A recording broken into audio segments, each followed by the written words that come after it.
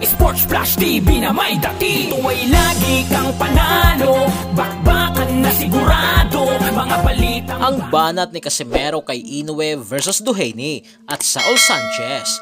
Pag-usapan natin yan mga ka-flash. Pero bago ang lahat, huwag kakalimutang i-like, mag-subscribe at hit ang notification bell para updated ka sa mga bidyong katulad nito.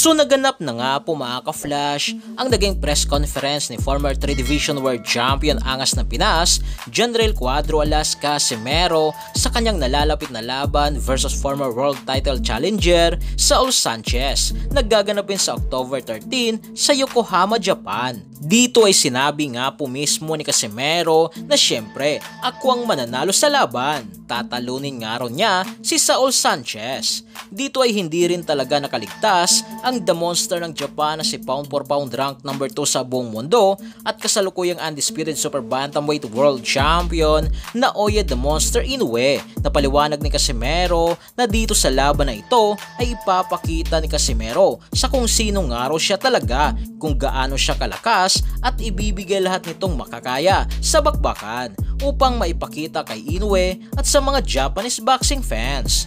Ayon pa kay Casimero na si Naoya Inoue nga raw ay nilalabanan lamang ang mga mahihinang boxer na hindi dapat tawaging The Monster at siya lamang ang nag-iisang makakatalo sa tinatawag na The Monster ng Japan.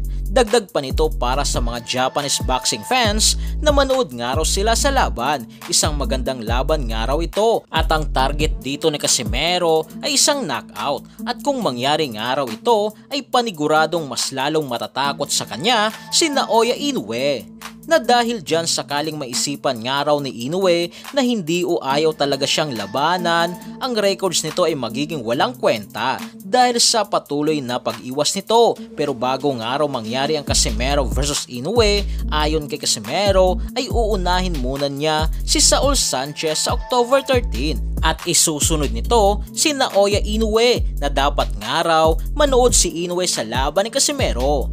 Patungkol naman sa naging reaksyon ni Casimero sa laban ni Inoue versus Duhaney ay napansin nga po ni Casimero na walang lakas ang mga suntok na binabato ni Duhaney, dahilan para makatulog si Casimero sa panunood. Pero sa laban nito versus Saul Sanchez ay sinisigurado nga raw niya na walang makakatulog na mga boxing fans sa kanyang laban at paniguradong ang lahat ng mga boxing fans ay mag-e-enjoy sa panunood. Huling laban nga po ni Casimero ay noon pang October 12 versus Yukinori Oguni na kung saan nagtapos sa isang technical draw na resulta. Sa ngayon sa latest na timbang ni Casimero ay may timbang nga daw ito na 130 pounds na patuloy ang pag-e-ensayo kasama dito ang pakikipag-sparring sa 4 na boxer at tuwing umaga nga po mga ka-flash ay tumatakbo ito ng walang pahinga, makuha lamang ang tamang timbang bago ang laban sa October 13 versus Saul Sanchez. So yan lang para sa ating balitang boxing. Ano bang masasabi nyo tungkol dito?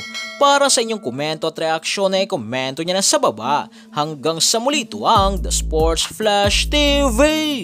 Sports Flash TV na may dati. Ito ay lagi kang panalo, bakbakan na sigurado, mga balitang boxing. Ito laging bago, balitang boxing, laban na kasado.